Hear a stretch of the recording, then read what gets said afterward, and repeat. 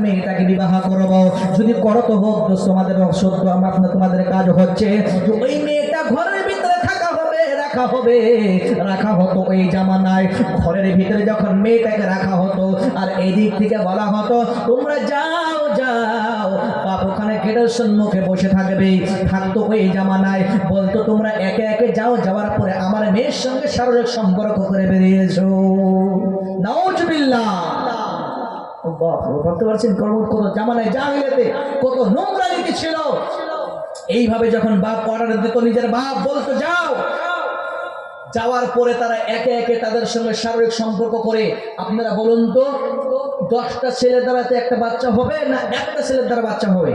যে কোনো একটা ছেলের থেকে বাচ্চাটা হবে। তাহলে আপনার আবার যখন 10 মাস 10 দিন পরে একটা বাচ্চা প্রসব করেছে, তখন এদিক থেকে আবার ছেলে বাপটা বেরিয়ে গেছে। যাওয়ার পরে বলছে যে ওই 15 তারিখে জানুয়ারি মাসে যে বাচ্চা আমার মেয়েকে যারা বিবাহ করেছিল, আমার মেয়ে একটা বাচ্চা প্রসব করেছে, বাচ্চাটা কারা কারা নেবা? আপনার 10টা ছেলে এসে হাজির হতো। হওয়ার পরে বলতো ওই জামানায় একটা ডাক্তার ছিল, ওই ডাক্তারটা মিলিয়ে ঝুলিয়ে দেখতো যে কার সঙ্গে মিলে। আপনার 10টা ছেলের দিকে তাকাতো আর বাচ্চার দিকে তাকাতো, তাকিয়ে তাকিয়ে মিলাতো যে কার সঙ্গে হুট এবং পা এবং নখ কার সঙ্গে মিলে। যার সঙ্গে মিলতো ওর সঙ্গে বিবাহ দিত। ওই 3 জনকে ঘরে ভরে দিত আর বাদ বাকি 9 জনকে বলছে তোমরা যাও, তোমাদের করার কিছুই নেই, আপনা আপনা বাড়িতে চলে যেতাও। কিন্তু আল্লাহর নবীজি আসার পরে, এটা জামানায় জাহিলিয়াতের কথা বললাম, জামানায় জাহিলিয়াতে এরকম বিবাহের নিয়ম ছিল। কিন্তু আল্লাহর নবীজি আসার পরে মেয়েরা তোমাদের সম্মান আল্লাহ বাড়িয়ে দিয়েছেন, আল্লাহর নবীজি সম্মানটা তোমাদের বাড়িয়ে দিয়েছেন। কেমন করবে? যখন যুবকরা কোন মেয়েকে দেখতে যাবে তখন মেয়ের মুখমণ্ডলটাই দেখবে, আর কিছু দেখতে পারবে না। বন্ধুরে আমার চুল দেখতে পারবে না, বন্ধু বান্ধবকে নিয়ে যেতে পারবে না। বন্ধুরে আমার নিজে ছেলে দেখবে, আর দেখার পরে পছন্দ করার পরে দিন তারিখ ঘোষণা হবে। তাহলে যদি একান্তই মনে করে ছেলেটা যে চুলটা ছোট আছে না বড় আছে, দাঁতটা হাঁকা বাঁকা আছে না কেমন আছে, হাঁটবে তো টেরা হয়ে হাঁটছে না সোজা হয়ে হাঁটছে, তো মেয়েটাকে যদি দেখতে খালি এতই তোমার শখ থাকে, তোমার মাকে তুমি নিয়ে যাও, তোমার বোনকে তুমি নিয়ে যাও, তোমার খালাকে তুমি নিয়ে যাও, তোমার ফুফুকে তুমি নিয়ে যাও। এরকম মেয়েদেরকে নিয়ে যাওয়ার পরে মেয়েরা মেয়েদেরকে দেখবে, এতে কোনো অসুবিধা হবে না। তাহলে এটা না করে তুমি নিচে এরকম ভাবে খোলামেলা দেখতে পারবে না।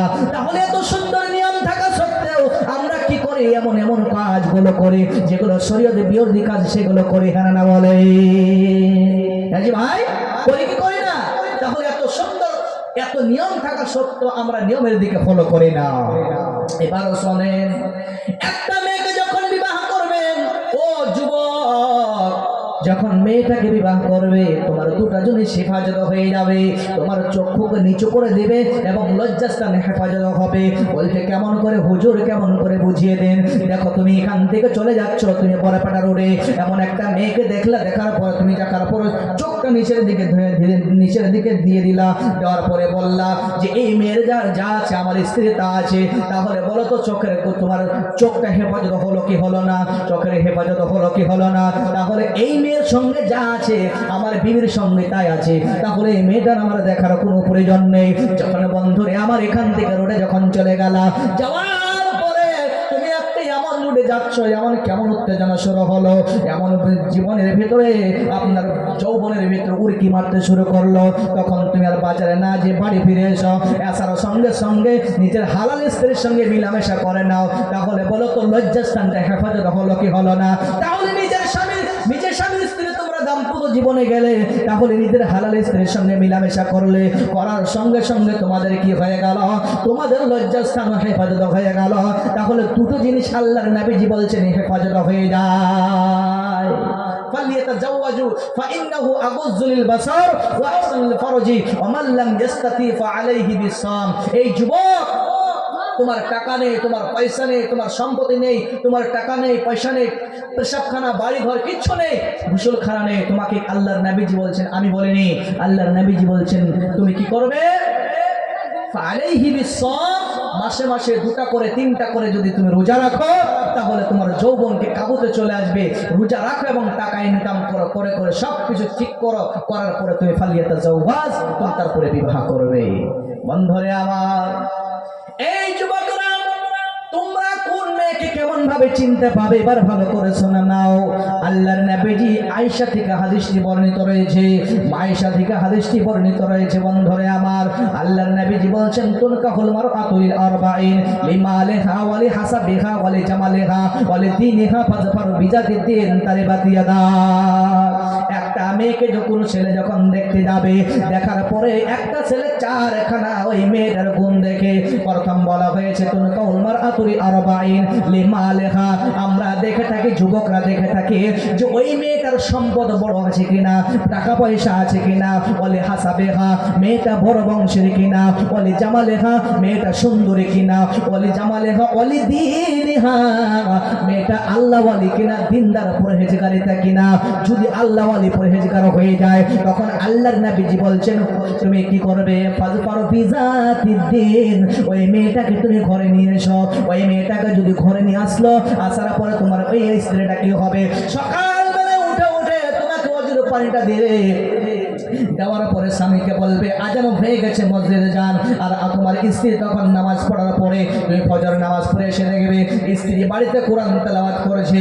আর এরকম ভাবে যদি কোরআন তেলাওয়াত করে, এরকম ভাবে যদি তোমার স্ত্রী যদি ভালোভাবে সংসার করে, যদি ওই স্ত্রী দিনদার হয়, তাহলে বাড়িতে কোনো অভাব অনটন আসবে না, বাড়িতে আল্লাহর রহমত বর্ষিত হবে। তাহলে ও মেয়েরা, তোমরা যদি স্বামী ধার্মিক হয়ে যাও, তোমরা যদি কি হয়ে যাও, আল্লাহওয়ালি হয়ে যাও, তোমরা যদি কি হয়ে যাও, ভালো সালেহা মুমিনা হয়ে যাও, তাহলে কিয়ামতের দিন সর্বপ্রথম আয়েশার সঙ্গে তোমাদের সাক্ষাৎ হবে, ভাই আপনার কিনা খাদিজার সঙ্গে সাক্ষাৎ হবে, ফাতেমা রাদিয়াল্লাহু তাআলা আনহার সঙ্গে সাক্ষাৎ হবে। তাহলে আমি তোমাদের মনে করে আয়েশার মতো খাদিজার মতো রে, তাহলে এখানে যারা যারা উপস্থিত হয়েছে মেয়েরা, তাদেরকে বলবো তোমাদের মনে করে আমি আয়েশার মতো খাদিজার মতো। ও বন্ধুরে আমার, ও মারে বোনরে, যারা স্বামীর খেদমত করো না, যারা আপনারা স্বামীর খেদমত করো না, তাদেরকে বলবো স্বামীর খেদমত করনেওয়ালি হয়ে যাও, আল্লাহওয়ালি হয়ে যাও। কিয়ামতের দিন তোমাদের জন্য ভালাই রয়েছে, আল্লাহর জান্নাতে আয়েশার সঙ্গে তোমার মোলাকাত হবে। এবার একটা ঘটনা শোনাচ্ছি, তোমাদের ঈমান আর আমল কতটুকু, আর ওই জামানায় একটা ছেলে, যুবক ছেলের ঈমান কেমন ছিল।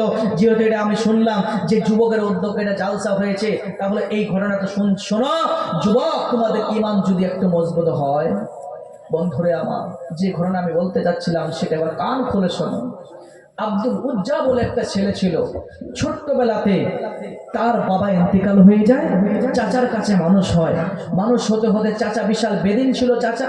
তো আব্দুল উজ্জা তখন ঈমান আনেনি, তখন চাচা যখন বেদিন, তখন আব্দুল উজ্জা চাচার কাছে মানুষ হওয়ার পরে চাচা বিশাল প্রভাবশালী করে দিয়েছিল আব্দুল উজ্জাকে, আপনার টাকা পয়সা ধন দৌলত সব কিছু দিয়েছে।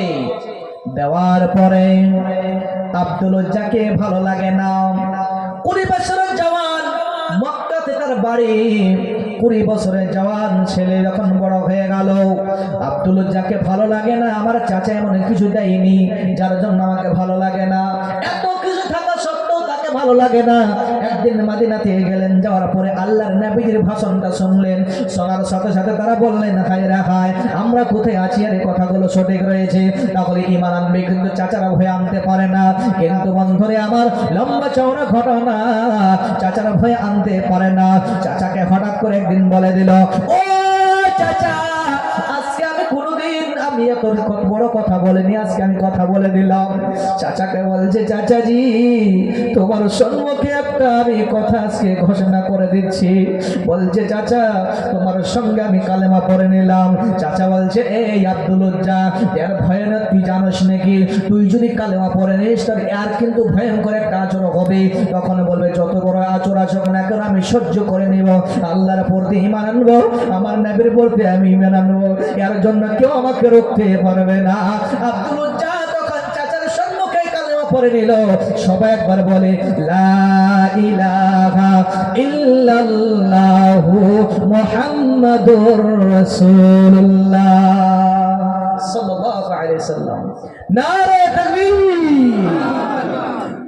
যখন কালেমা পড়ে নিল ভাই, আব্দুল উজ্জা তখন তার চাচা বলছে, আব্দুল উজ্জার চাচা বলছে, এর ভয় তুই জেনে নিস নাকি? তুই এবার একটা কাজ কর রে আব্দুল উজ্জা, তোর যা যা আছে সমস্ত কিছু আমাকে ফেরত দিতে হবে। বলছে যা যা দিয়েছিল, কি দিয়েছিল? চাচা দিয়েছিল, উট দিয়েছিল, দুম্বা দিয়েছিল, আপনার বাড়ি ঘর সমস্ত কিছু করে দিয়েছে। দেওয়ার পরে এবার বলছে সব কিছু ফেরত দিয়ে দে। সব কিছু দিয়ে দিল। আব্দুল উজ্জা 20 বছরের জওয়ান ছেলে।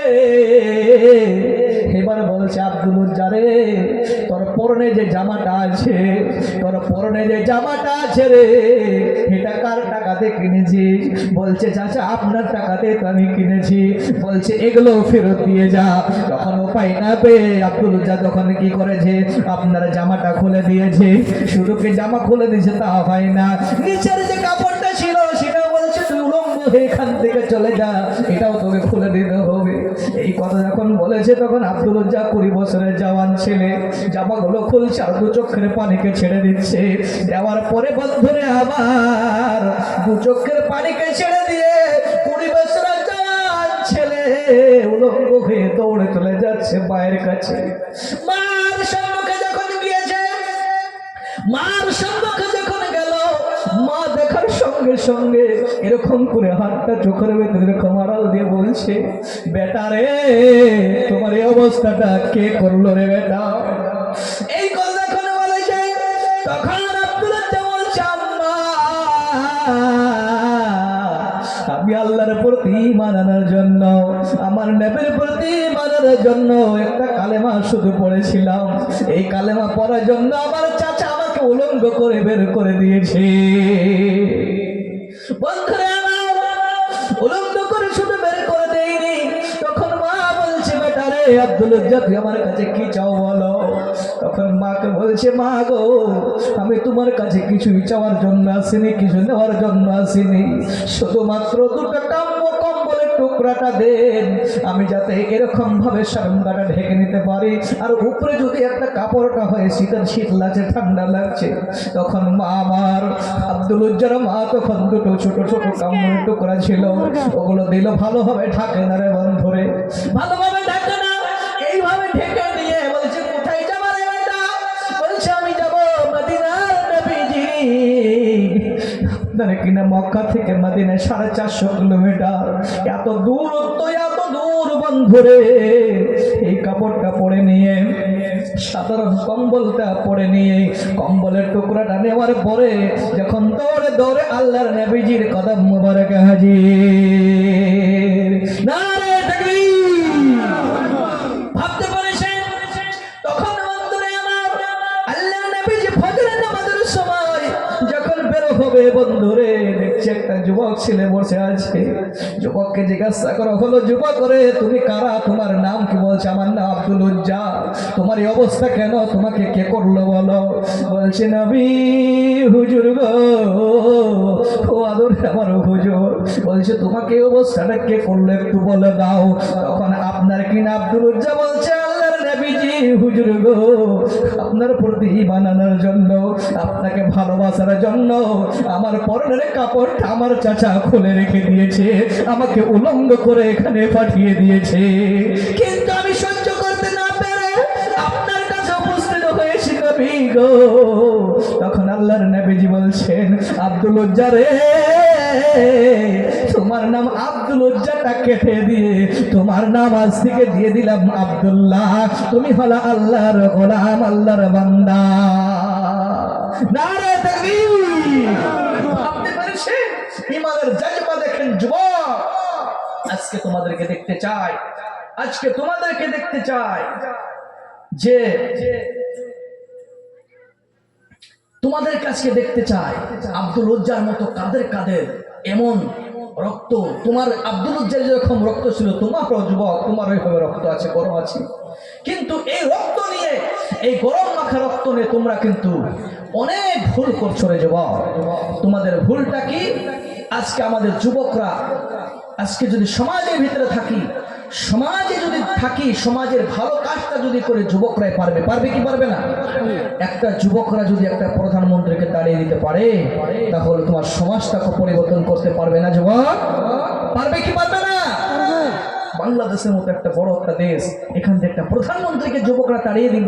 তাহলে তোমরা যদি একটা সমাজে নোংরা নীতি আছে, সেই নীতিকে চেঞ্জ করতে পারবে না যুবক? পারবে না? অবশ্যই পারবে। সমাজের ভিতরে ড্রাগস, সমাজের ভিতরে জুয়া, সমাজের ভিতরে আপনার এত খারাপ নোংরা নীতিগুলো আছে, তোমার জুয়া থেকে নিয়ে, তোমার ড্রাগস থেকে নিয়ে, মদ থেকে নিয়ে বিভিন্ন রকমের নিশাদার দ্রব্য যুবক তুমি খেয়ে যুবক তোমার জীবনটাকে ধ্বংস করে দিচ্ছ। তুমি কি নিজের, তোমার যে আল্লাহ রাব্বুল আলামিন ৭০ থেকে ৬০ থেকে ৭০ বছর জিন্দেগি দিয়েছে, তোমার একটা জীবনের মূল্যায়নটা তুমি করলে না, নিজেকে তুমি পরিবর্তন করতে পারলে না, নিজেকে তোমার শরীরটাকে যত্ন নিতে পারলে না, তাহলে তুমি পৃথিবীতে আসার উদ্দেশ্যটা কি? আল্লাহর কাছে কি জবাবটা দিবে বলো? আজকে যুবকরা যেখানে সেখানে ফ্রি ফায়ার পাবজি নিয়ে ঘুরে ফেরা বেড়াচ্ছে, ফ্রি ফায়ার পাবজি খেলছে, তাহলে সময়টাকে অপচয় করে দিচ্ছে। সময়টা কাজে লাগাও। তোমরা যদি এই জাতির ভবিষ্যৎ, তোমরা জাতির মেরুদণ্ড, তোমরা জাতির ভবিষ্যৎ, তোমরা জাতির মেরুদণ্ড, শিক্ষায় মানুষকে আগিয়ে নিতে পারে, শিক্ষার দিকে যাও। তোমরা ড্রাগস থেকে নিয়ে, মদ থেকে নিয়ে, বিভিন্ন কাজ থেকে, অশ্লীল কাজ থেকে তোমরা ফিরে এসো, আল্লাহর দিকে ধাপিত হয়ে যাও। যুবক তোমরাই পারবে। এই মঞ্চে তোমাদের জন্য দোয়া করি, আল্লাহ সকল যুবককে তোমরা, আল্লাহ তুমি সকল যুবককে পরিবর্তন করো, আল্লাহুম্মা আমিন। আল্লাহ যারা ড্রাগসের ব্যবসা করছে, যারা আপনার মদের ব্যবসা করছে, যারা আপনার খারাপ লাইনে আছে, যারা ফ্রি ফায়ার পাবজি খেলছে, তাদেরকে আল্লাহ তুমি পরিবর্তন করো, আল্লাহুম্মা আমিন। যেটা বলতে চাচ্ছিলাম, আব্দুল উজ্জা একজন যুবক ছিল, তোমার মতোই যুবক। এই জন্য বলছি যুবক, আব্দুল উজ্জার মতো যারা যাদের ইমান, তোমরা দেখি কার কার এত ইমান আছে। এটা মসজিদ কেন্দ্রিক জালসা। তোমাকে বলবো এই মসজিদের বাউন্ডারি করতে হবে। এমন কোন বান্দা আছেন যে আমি মুসাফিরের কাছে আমি ৫,০০০ টাকা দিয়ে আমি আব্দুল উজ্জার মতো সৈনিক হতে চাই। আল্লাহর কাছে আপনার জন্য এই গভীর রাত্রিতে খাস করে আপনার জন্য দোয়া করব। এমন কোন বান্দা আছেন যে আমি ৫,০০০ টাকা, একটা মানুষ আমি শুধু দেখতে চাই, একজন ব্যক্তি যে আমি আল্লাহর রাহে ৫,০০০ টাকা দেব, এই মসজিদের জন্য শুধু মুসাফাটা করব। আমার হাতে হাতটা মিলাবেন আর জায়গাতে বসবেন, মঞ্চের ভিতরে থাকতে পারেন এবং আপনারা বসেও থাকতে পারেন। আপনি একটু আসবেন, এসে বলছেন হুজুর আমি আল্লাহর ঘরের জন্য ৫,০০০ টাকা আমি আল্লাহর রাহে দান করব। এমন কোন বান্দা আছেন? একটু হাত তুলেন তো দেখি। একজন ব্যক্তি, আসুন ভাই, আসুন দেখি। আমি একটু ভাইয়ের জন্য খাস করে দোয়া করব এবং ভাইয়ের জন্য সঙ্গে একটা মুসাফা করব যে আজকে এই মঞ্চের ভিতরে এমন একজন ভাই আছে যে ৫,০০০ টাকা দেনেওয়ালা। আমি ভাইয়ের জন্য খাস করে দোয়া করবো। আসুন একটু ভাই। ওয়ালাইকুম আসসালাম। ভালো আছেন? কি নাম? আকবর আলী। কি কাজ করেন? কৃষক। আলহামদুলিল্লাহ, মাশাআল্লাহ। দেখুন চোখের দিকে তাকিয়ে দেখেন, ইমান কাকে বলে, আমল কাকে বলে, মসজিদ কারা ভালোবাসে। আমি কিছুক্ষণ পূর্বে বলছিলাম। তাহলে নামটা কি বললেন?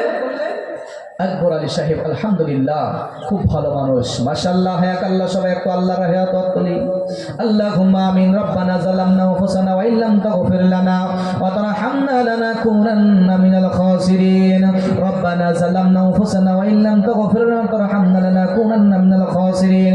ইয়া রাব্বুল আলামিন, তোমার এক বান্দা মাওলাই করিম, আল্লাহ তোমার ঘরকে কত ভালোবাসে, তোমার ঘরের বান্দারের জন্য মাওলাই করিম গো আল্লাহ ১,০০০ ২,০০০ নয়, আল্লাহ ৫,০০০ টাকা দান করেছে। আল্লাহ তুমি অন্তরে জামিন, তুমি অন্তরে খবর জানো গো আল্লাহ। আল্লাহ একবার তার নাম কত সুন্দর, তার নাম আল্লাহ। আল্লাহ নাম অনুযায়ী কামটাও করে দিয়েছে। আল্লাহ ৫,০০০ টাকা দান করেছে। আল্লাহ তার জন্য দোয়া করে তার ভবিষ্যতে যত রকমের আপদ বিপদ আছে আল্লাহ সমস্ত কিছু ক্ষমা করে দাও। আল্লাহ ভাইকে পরহেজগার বানিয়ে দাও। আল্লাহ আপদ মুসিবত থেকে তুমি দূরে রাখো। রব্বানা তাকাব্বাল মিন্না ইন্নাকা আনতাস সামিউল আলিম ওয়া তুব আলাইনা ইন্নাকা আনতাত তাওয়াবুর রহিম। আমিন আল্লাহুম্মা আমিন। এক বড় নামেতে দেখো এখানেতে ছিল, আর ছিল কি না ছিল তাহা দানে প্রমাণিল। সেও দেখো ৫,০০০ টাকা করে গেল দান, এটা করে গ্রহণ করো তুমি রহমান। আরো দোয়া করি আমি একবারের তরেতে সুখ আর শান্তি দাও এই দুনিয়াতে। ওগো আল্লাহ দয়াময়ী, দয়াতে তোমার দয়া দানে পার করো জন্নতে তাহার। এই দীর্ঘজীবী করে রাখো দুনিয়া মাঝার। কাপড়ে ডাকি হে প্রভু তোমায় বারে বার, অনায়াসে ফুচিরাতে করে দিও পার। আরো দোয়া করে আমি সাহারে জন্নতে সুখ আর শান্তি দাও এই দুনিয়াতে। আমিন আল্লাহুম্মা আমিন। আচ্ছা ভাই, আমি একজন চেয়েছিলাম, এর জুড়ে কেউ আছেন যে আমিও আল্লাহর রাহে ৫,০০০ টাকা দেব? এই একবার ভাইয়ের মতো একটা ব্যক্তি বেজোড়া নয়, জোর হতে চাই। একটা ব্যক্তি আর একটা দেখতে চাই যে আমি একবার ভাইয়ের মতো আমি আরেকজন 5,000 টাকা আমি আল্লাহর রাহে দান করব। দেখি আমার চাচা আসছে, দেখি কি বলছে। মাশাআল্লাহ, হায়াকাল্লাহ, বারাকাল্লাহ।